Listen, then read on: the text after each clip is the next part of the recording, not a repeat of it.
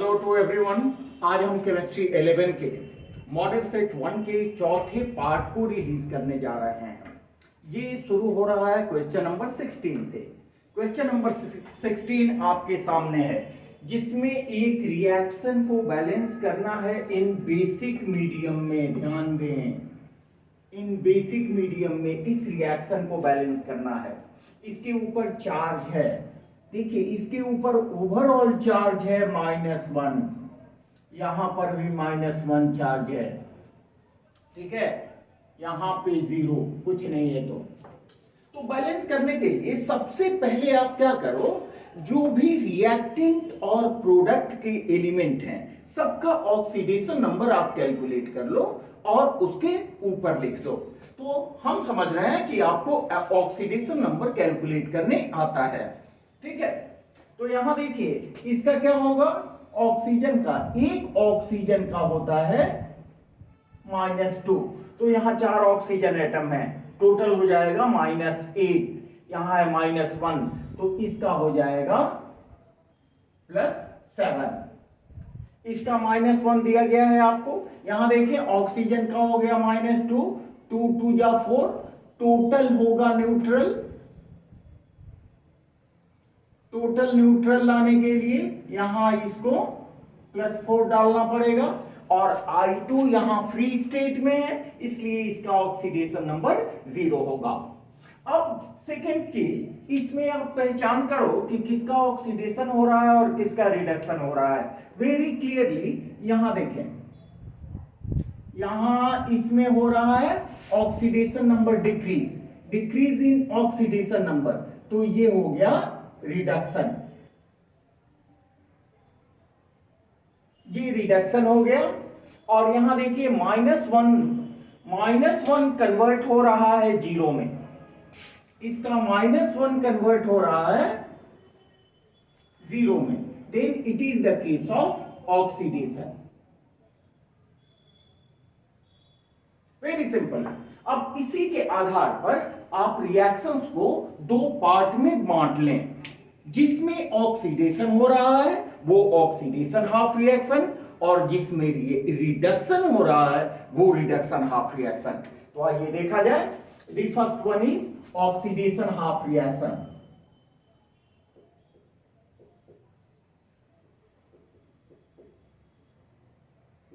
Oxidation half reaction. इस oxidation half reaction को देखिए, ऑक्सीडेशन हाफ रिएक्शन क्या हुआ, यहां I- कन्वर्ट हो रहा है I2 में, तो ये हमने लिखा I, इसके ऊपर -1, ये एक्वस स्टेट में है, AQ for aqueous, it is going to be converted into I2, जो 0 ऑक्सीडेशन स्टेट में आ जाएगा, ये सॉलिड स्टेट में है। सबसे पहले बैलेंस करने के लिए क्या करो, यहां I2 में 2 आयोडीन है, तो आप पहले एटम को बैलेंस करें, तो यहां भी 2 दे दें, तो यहां भी आयोडीन 2 हो गया, और यहां आयोडीन पहले से 2 दिया गया है। अब देखिए इसका चार्ज बैलेंस करो आप। यहां देखिए -1 है, एक आयोडीन पर -1, तो 2 आयोडीन आ गया, तो -2 चार्ज हुआ। लेकिन यहां पर 0 चार्ज है, तो आप क्या करो, यहां पर 2 इलेक्ट्रॉन को ऐड कर दो, ठीक है। ये आपका बैलेंस हो गया। अच्छा है यहां रीड से इंडिकेट किया जाए क्लैरिटी के लिए। 2 इलेक्ट्रॉन को हमने ऐड कर दिया, यहां भी रीड से कर दें -1। ये बैलेंस्ड इक्वेशन हो गया oxidation half reaction. Oxidation half reaction को आपने बैलेंस कर दिया। अब हम आए रिडक्शन हाफ रिएक्शन के लिए। B point, reduction half reaction को हमने यहां लिख लिया। देखिए यहां लिखा क्या है भाई, MnO4, इसके ऊपर ओवरऑल चार्ज है -1, ये एक्वस स्टेट में है, जलीय अवस्था में है, ठीक है। और ये कन्वर्ट हो रहा है किसमें, MnO2 में, यहां ध्यान देंगे, MnO2 में, ये सॉलिड स्टेट में है, ठीक है। यहां हमने इसको नीचे लिखा जाए तो और बेटर होगा, एनीवे देखें। अब यहां पर हम लिखते हैं ये -1 चार्ज है पहले से, यहां चार्ज कितना हो गया, एक ऑक्सीजन का -2, स्क्वायर ब्रैकेट दिए हैं क्लैरिटी के लिए कि ये वाला चार्ज और ये वाला चार्ज में डिफरेंस आप समझ सको। तो ये हो गया 4 2 जा 8, -8 यहाँ -1 है तो इट विल बी +7, और ये क्या हो जाएगा -2, ठीक है। तो -2 2 2 2 जा 4, 2 दूना 4, तो ये हो जाएगा +4। इसका मतलब ये रिडक्शन हो रहा है, Mn7 +7 से +4 स्टेट में जा रहा है। तो यहां पर देखें, अब सेकेंड स्टेट में इसका चार्ज बैलेंस करें, आप इसका चार्ज बैलेंस करें तो कैसे चार्ज बैलेंस होगा, ऑक्सीडेशन नंबर बैलेंस करें। यहां +7 का मतलब कि Mn 7 इलेक्ट्रॉन को बाहर निकाल रहा है, जबकि यहां Mn 4 इलेक्ट्रॉन को बाहर निकाल रहा है। तो हमने क्या किया, यहां पर 3 इलेक्ट्रॉन को ऐड कर दिया, ठीक है। 7 इलेक्ट्रॉन बाहर निकल रहा था, 3 इलेक्ट्रॉन हमने ऐड कर दिया, ठीक है। तो यहां 4 इलेक्ट्रॉन अब बाहर निकल रहे हैं, जो दोनों इक्वलाइज हो गए। नंबर ऑफ एटम पहले से इक्वलाइज है, Mn 1 है, यहां भी Mn 1 है, ठीक है। अब ध्यान देने वाली बात है कि यहां पर टोटल चार्ज देखें कितना है, ये हुआ आपका ओवरऑल +1 और ये हुआ 3 चार्ज। तो बेसिक मीडियम में चार्ज को बैलेंस करते हैं, जिस तरफ अधिक चार्ज है उसके अपोजिट साइड में उतनी ही संख्या में OH जोड़ के, तो यहां चार्ज है 3 इलेक्ट्रॉन और 3 चार्ज, और यहां 4 चार्ज हुए, तो यहां आप जोड़ दो 4 OH, और चार्ज को हम यहां भी रेट से लिख रहे हैं 4 OH माइनस, ठीक है। चार्ज बैलेंस हो गया, 1 और 3 4, यहां 4 OH माइनस। अब यहां देखें, नेक्स्ट आपको करना है ऑक्सीजन को बैलेंस करना है। तो यहां देखिए ऑक्सीजन कितना है 4, और यहां पर ऑक्सीजन कितना है 2, और यहां 4, यहां देख रहे हैं ना, 4 ऑक्सीजन, 6 ऑक्सीजन, जबकि यहां 4 ऑक्सीजन है। तो ऑक्सीजन को बैलेंस करने में हम क्या करते हैं कि जिस साइड में ऑक्सीजन कम है, देखिए यहां 4 है और यहां 2 और 4 6 है, तो इसके अपोजिट साइड में जितनी संख्या में ऑक्सीजन कम है उतनी संख्या में हम H2O ऐड कर देते हैं। इसका मतलब कि हम 2H2O इधर जोड़ दिए, ठीक है। तो इस तरह से मेरा ऑक्सीजन बैलेंस हो गया। देखिए 4 और यहां 2, यहां कोएफिशिएंट दिए हैं तो ऑक्सीजन भी 2 हो गया, तो 4 और 2 6 ऑक्सीजन, यहां भी देखिए 2 ऑक्सीजन और ये 4 ऑक्सीजन, ऑक्सीजन बैलेंस हो गया। नेक्स्ट स्टेट में आप करो हाइड्रोजन को बैलेंस। तो हाइड्रोजन देखिए यहां 2 2 जा 4, यहां 4 हाइड्रोजन है, ये ऑलरेडी बैलेंस है। अब आपका ये देखें कि ये रिडक्शन हाफ रिएक्शन भी बैलेंस हो गया, ठीक है। अब कुछ नहीं करना है, दोनों रिएक्शन के इलेक्ट्रॉन को इक्वलाइज करेंगे, कुछ डेफिनेट नंबर में रिक्वायर्ड नंबर से मल्टीप्लाई करके इलेक्ट्रॉन को मल्टीप्लाई कर, दोनों इक्वेशन को मल्टीप्लाई करेंगे ऐसे जैसे कि इलेक्ट्रॉन कैंसिल हो जाए। आइए देखते हैं उसको कैसे करेंगे। That is final step.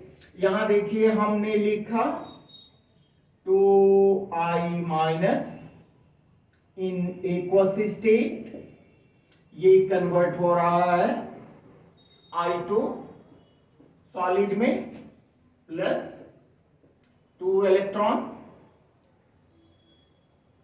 ठीक है, यहां रेड से इसको इंडिकेट कर रहे हैं, ये माइनस और यहां भी इलेक्ट्रॉन भी माइनस, ये जीरो स्टेट में है। अब इसको लिखो आप तो क्या हो जाएगा MnO4 स्क्वायर ब्रैकेट में, इसलिए कि क्लैरिटी रहे, ये भी एक्वस स्टेट में है, plus 3 electron plus 2H2O, it is going to be converted into MnO2 solid plus 4OH और OH के ऊपर देखिए एक माइनस है, यहां पर ये -2 स्टेट में, अब लिखने का जरूरत नहीं है, आप समझ गए हो। ठीक है, यहां हम ऑक्सीडेशन नंबर नहीं लिख रहे हैं कि ऑक्सीजन का ऑक्सीडेशन नंबर में कोई चेंज नहीं हो रहा है।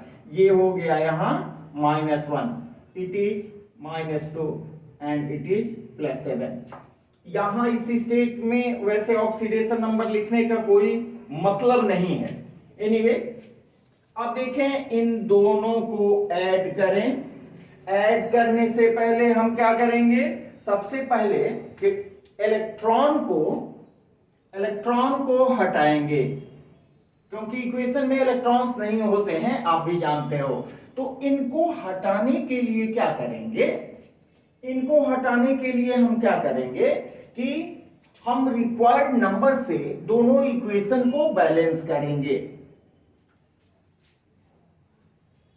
यहां देखिए 3 इलेक्ट्रॉन है, यहां 2 इलेक्ट्रॉन है, तो इसको आप 3 से मल्टीप्लाई कर दो और इसको 2 से मल्टीप्लाई कर दो। ठीक है, तो ये हो जाएगा 2 3 जा 6 कैंसिल, एंड ये 3 2 जा 6, ये भी कैंसिल हो जाएगा। अब जो रिमेनिंग आपको बचता है, ये देखिए कितना बचेगा, ध्यान देखिए, यहां बच्चे गलती करते हैं, इस 3 से सबको मल्टीप्लाई करना है और इस 2 से भी इन सबको मल्टीप्लाई करना है। यहां कोई टर्म्स में मल्टीप्लाई नहीं करने से आपका बैलेंस इक्वेशन गलत हो सकता है। तो देखिए 2i माइनस है, 3 से मल्टीप्लाई करो तो यहां हो जाएगा 6i माइनस। ठीक है, यहां रेड से इंडिकेट कर दें माइनस को। ये है आपका एक्वस स्टेट में, जलीय अवस्था में, प्लस यहां क्या बचा MnO4। MnO4 में आप 2 से मल्टीप्लाई करो तो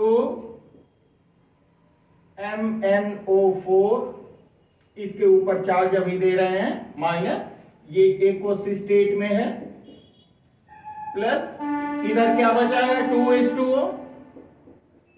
2H2O हमने लिख दिया, 2H2O, 2 2 जा 4, देखिए ये गलती होती है, ये यहां होगा 4H2O। ठीक है, और यहां क्या हो गया I2, 3I2 प्लस 3I2, ये सॉलिड स्टेट में है, और MnO2 ये भी सॉलिड स्टेट में है, प्लस 4OH माइनस। ठीक है, तो इसको हम ऐसे कर देते हैं, यहां पर माइनस, यहां पर 0, MnO2 पर देने का जरूरत नहीं है, यहां पर माइनस। ये आपका बैलेंस्ड इक्वेशन हो गया। हम समझते हैं कि कि इसके किसी स्टेट में आपको कोई दिक्कत नहीं होगा। आप देख लो आयोडीन कितना है 6, आयोडीन 6, यहां पर आप तो एरो मार्क या इक्वल टू दे दें, एरो मार्क ही दे दें, ठीक है। यहां आयोडीन 6 और Mn2 2 से मल्टीप्लाई किया तो यहां पर Mn भी आ गया, 2 MnO2, Mn2 आ गया, ऑक्सीजन 4, तो ऑक्सीजन देखिए 2 2 जा 4, 2 2 जा 4 और 4 8, ऑक्सीजन भी बैलेंस हो गया। हाइड्रोजन 4s2, हाइड्रोजन 4s2, 4 2 2 जा 4s2, तो यहां हाइड्रोजन 4 OH माइनस को मल्टीप्लाई किए हैं 2 से, तो यहां हो जाएगा 8। ये जस्ट मल्टीप्लाई का मिस्टेक जो बच्चे करते हैं अभी वैसा देखने को मिला, ठीक है। अब मेरे समझ से ये इक्वेशन बैलेंस है, तो आप इसका प्रैक्टिस करें और बेटर होगा कि इस तरह का और 1-2 इक्वेशन आप प्रैक्टिस करके हमको जरूर लिखें। ये देखिए क्वेश्चन नंबर 17, इसमें आपको इनके सेंट्रल एटम का हाइब्रिडाइजेशन कैलकुलेट करना है। ये हुए सेंट्रल एटम, जो सबसे कम संख्या में हो उनको सेंट्रल एटम आप कंसीडर करना। देखिए यहाँ 4 हाइड्रोजन है, 1 नाइट्रोजन है, तो इसके लिए क्या करेंगे, थोड़ा सा इसका कॉन्सेप्ट समझ लो। The particular hybridisation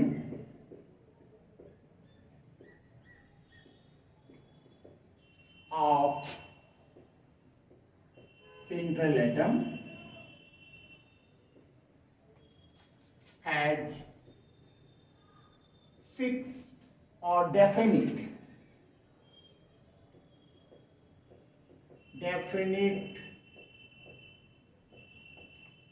numeral value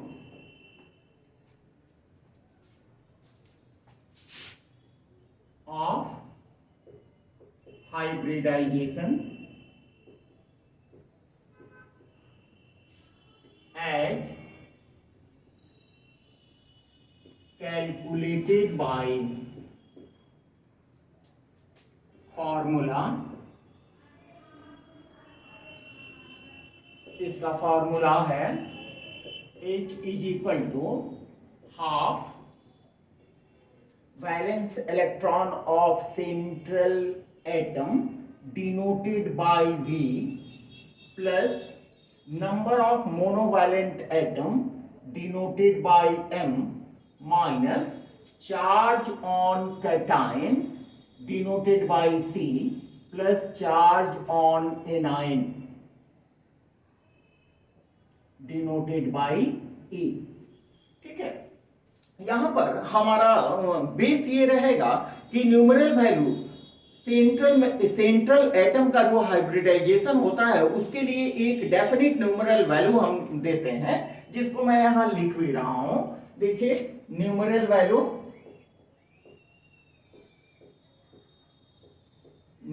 numeral values of hybridization, ठीक है।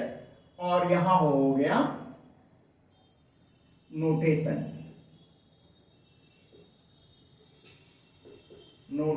Of hybridization, H for hybridization. तो यहां पर न्यूमरल वैल्यू कम से कम 2 हो, कम से कम 2 होता है, तो वैसे केस में हाइब्रिडाइजेशन आपका होगा sp।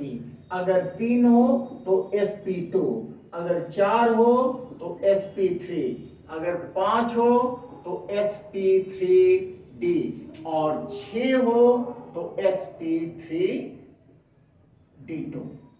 ठीक है। इतना से आपका काम हो जाएगा। अब फर्स्ट की बात करें BF3, first one is BF3, ठीक है। तो इसका देखें हाफ बोरॉन का वैलेंस इलेक्ट्रॉन होता है 3 प्लस फ्लोरीन मोनोवैलेंट एटम होता है, क्योंकि इसके ऊपर हमेशा -1 चार्ज आता है।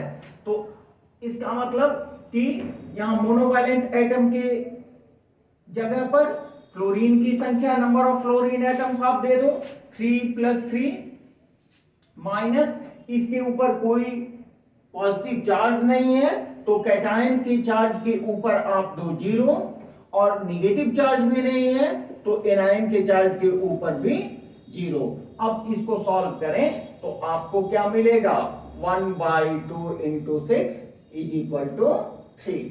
इसका मतलब कि यहां पर बोरॉन का हाइब्रिडाइजेशन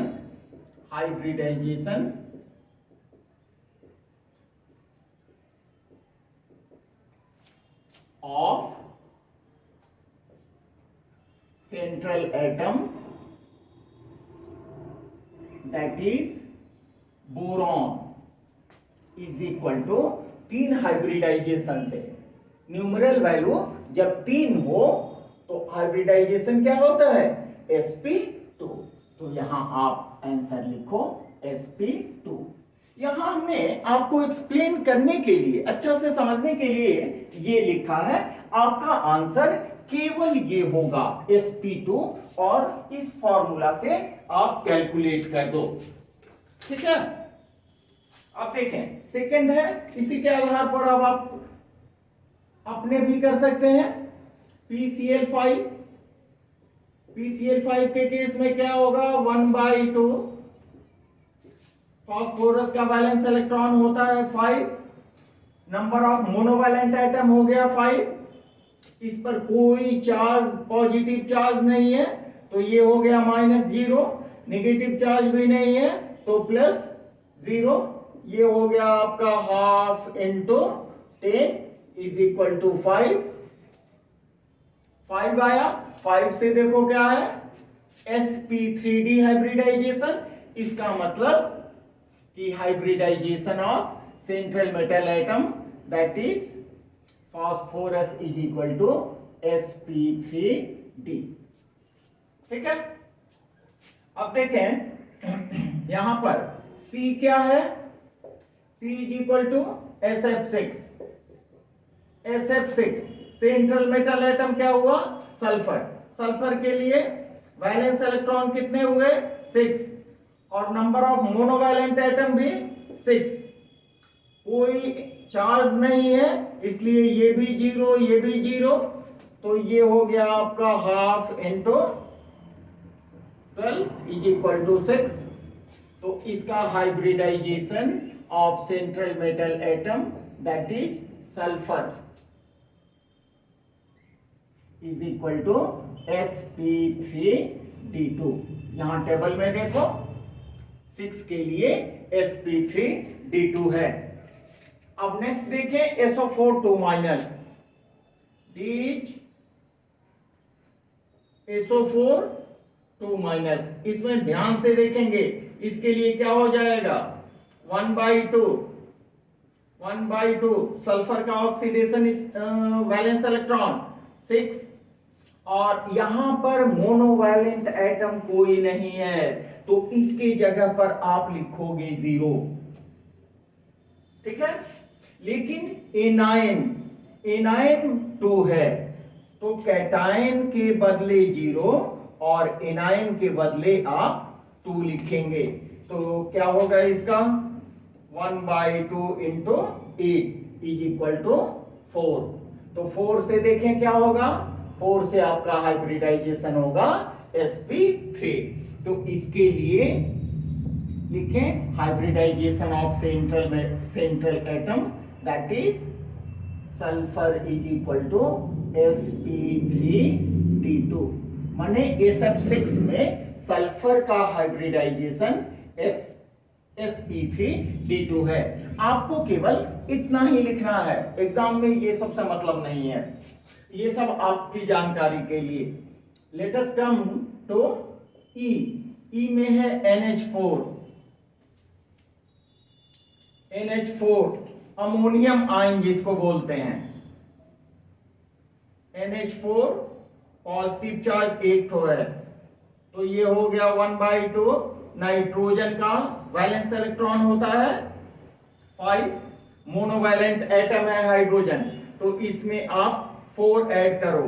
चार्ज है, कैटायन का चार्ज है प्लस, तो इसमें फॉर्मूला से प्लस मीन्स +1, तो ये -1 कर दो +0, तो क्या मिलेगा 1/2 और ये हो जाएगा 10।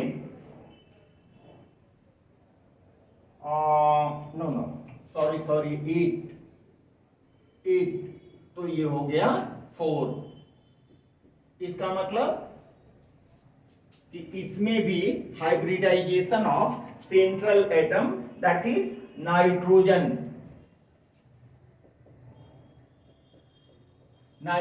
Is equal to sp3।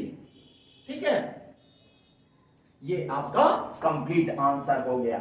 ठीक है, इसको लिख लो आप लोग। चलते हैं नेक्स्ट सम्स की ओर।